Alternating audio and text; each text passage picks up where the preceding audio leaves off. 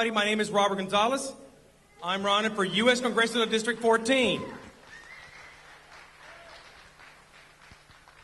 I have signs that I put up all over the district. My district runs all of Jefferson County, all of Galveston County, and about 50% of Brazoria County on the southern side. And my signs on the top say, a man shouldn't lose two countries in a lifetime. And people who know me come up and say, Robert, what does that mean? Well, let me tell you. I was born in Cuba in 1960. In 1963, my parents filed for immigrating to the United States. And in December 12, 1967, we got our Exodus papers to come to the United States. Well, we got those Exodus papers for two reasons. For the American GI who fought, died, and bear the battle wounds of battle, and they did that for this country and for the freedoms that we enjoy today, the freedoms that we have, that we get a chance to go and vote. And I thank you from the bottom of my heart for all of you, those that serve. Thank you very much.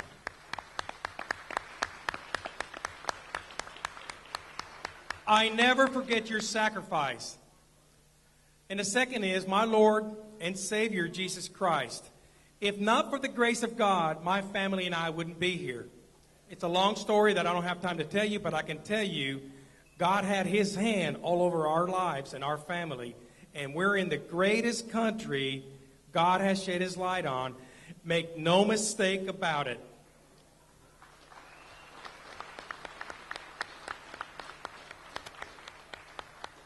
If the Lord puts me in Washington, I'm going to make one promise, that I will never compromise my principles.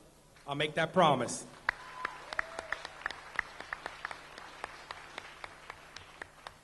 December 9th, 1967, 3 armed men came to our house.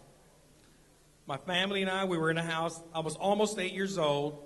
And they came in the house and told my mom, take 2 change of clothes for all your kids, put them in a suitcase, and go outside. I'm telling you, literally, everything we had. My dad had a car and a motorcycle, and of course, all the toys and the beds, everything we had. Just imagine, put yourself in your house and having 3 soldiers come to your house and say, take 2 change of clothes and get out of the house. That's what happened to us.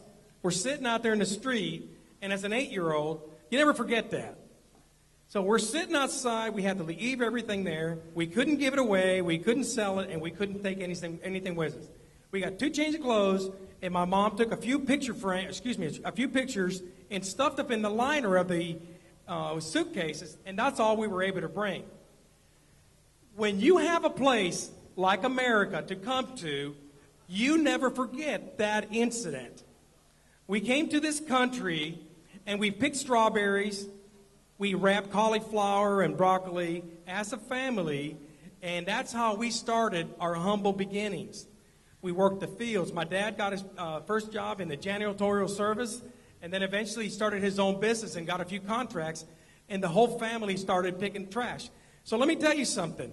If you send me to Washington, you're going to send somebody that started by picking strawberries in the fields up in Portland, Oregon, where we grew up. Somebody whose DNA is a single man I'm not a single man, I'm a married man, but a single man with one thing in mind, that the Lord has put me here for a purpose, and that is to serve this country. I came from humble belongings, and we had nothing. And America is the place to get it all. There's no other place than the United States of America.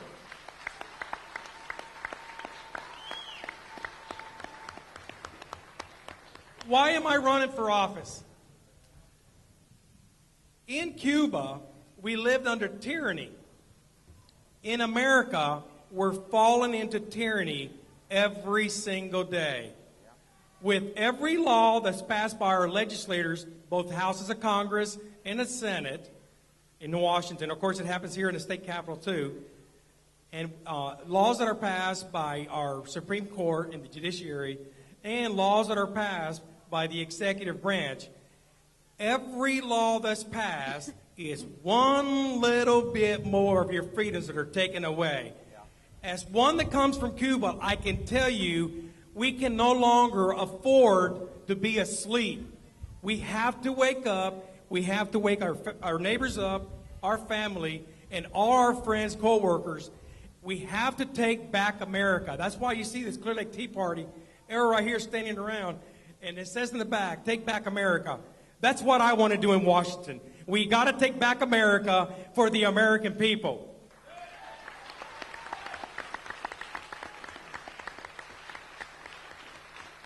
Two months ago, you guys know Ruth Bader Ginsburg? Yeah. If you don't know, she's Supreme Court Justice. She was asked 2 months ago, look it up, it's on YouTube. 2 months ago, she was asked by an Egyptian reporter, which constitution should we use and should we model our system of government as we start our new government in Egypt? She commenced to talk about 5 different constitutions from 5 different countries. And not only did she do that, but she went on to say that she does not, what's the word that she used? She does not endorse the U.S. Constitution. This is our Supreme Court justice, guys. You think we're not headed to tyranny when we have a Supreme Court justice that does not stand behind the U.S. Constitution? This little document here, guys, 235 years of freedom because it was founded on biblical Christian beliefs. And this little book right here is one that we can live by for another 235 years. You agree? Yeah. I do too. Let me tell you how they're doing it. The First Amendment, it says, Congress shall make no law respecting an establishment of religion or prohibiting the free exercise thereof. What did Obama do a month and a half ago with the Catholic Church? He went and told them, you're going to supply abortion-inducing drugs, and you're going to issue insurance so that you can pay for contraceptives. That is against the Catholic religion. But you see what he's doing? He's throwing out a trial balloon. And what happens is, if the American people hear it once, and then they hear it the second time, the third time it'll stick. I promise you. Those are trial balloons he's setting out. That's the start of tyranny. The Second Amendment. It says, Congress shall make no law, the right of the people to keep and bear arms should not be infringed. Right now, Obama is making deals with the United Nations to regulate ammunition. You see, he can't come to your house and take your guns because he knows you'll fight. But if he does it backdoor with ammunition and you can't go get it because it's too expensive, then you really lose your Second Amendment right. We cannot let that happen. No. The Fourth Amendment. The right of the people to be secure in their person against unreasonable search and seizure shall not be violated. In every airport in the United States, red-blooded, American-loving Americans are being searched unreasonably. I have friends that come up and say, Robert, but it's safer. Bullshit. You know what Benjamin Franklin said? Those who trade freedom for safety will lose both and deserve neither one of them. And that's what's happening.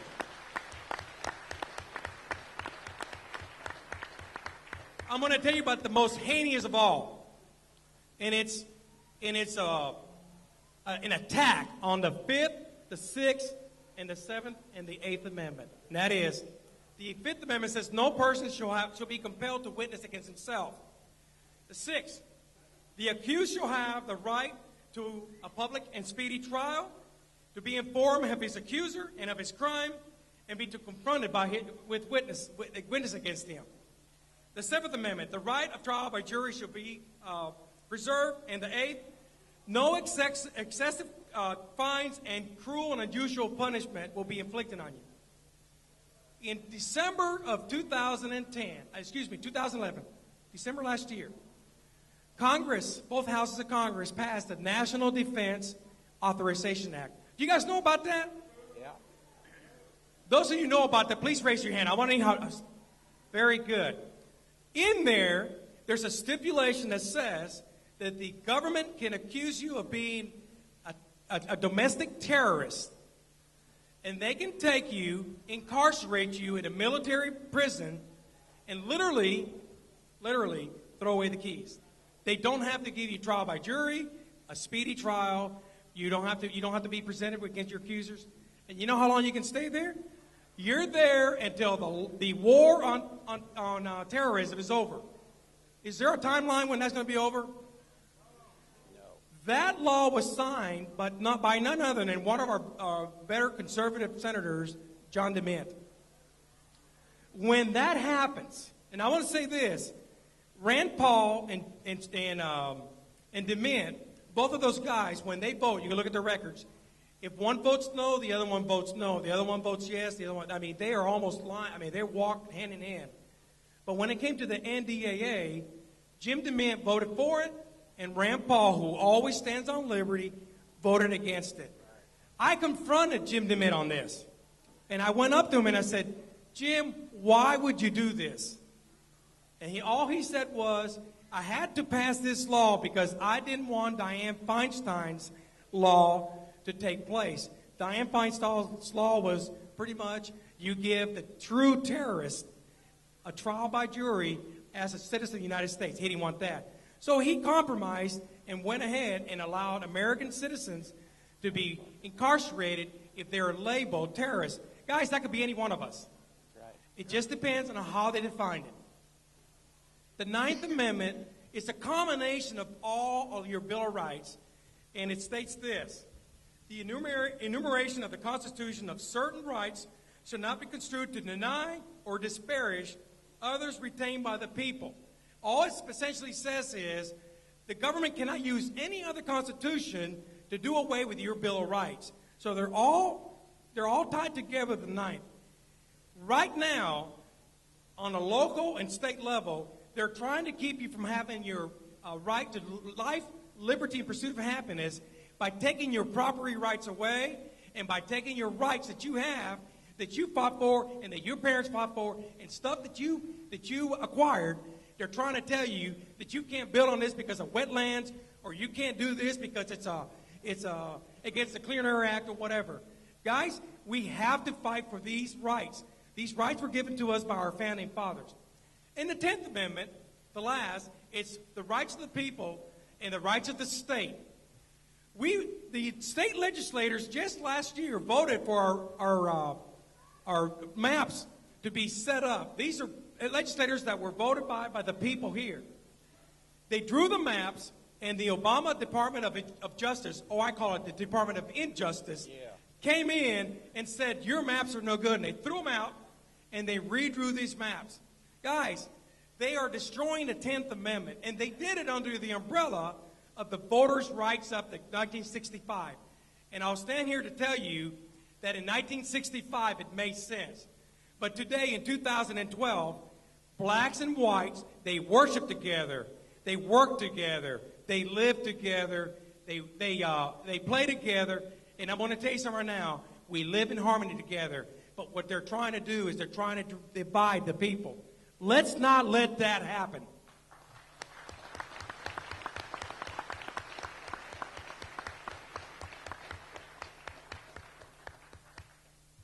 John Adams said that the Constitution, and I'm going to quote it, was made only for a moral people.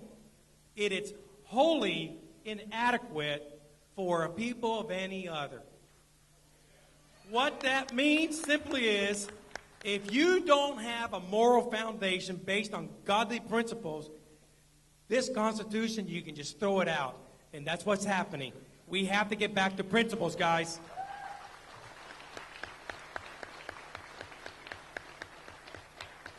And I'm going to close with this. How did we get here?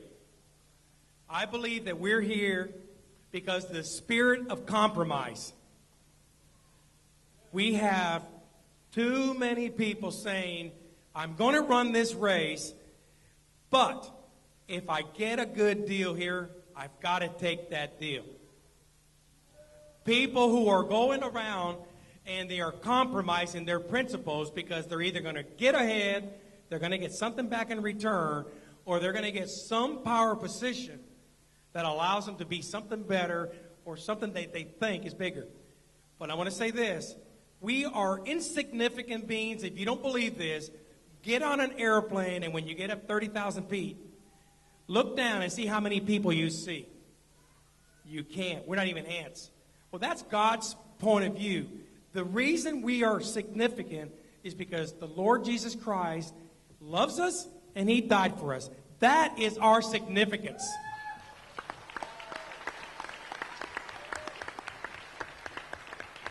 So, I lost one country. In 1967, I adopted a new country, America the Beautiful. I will fight to the death so that I don't lose a second country. And that's why my sign says, a man shouldn't lose two countries in a lifetime. And neither should you. Thank you.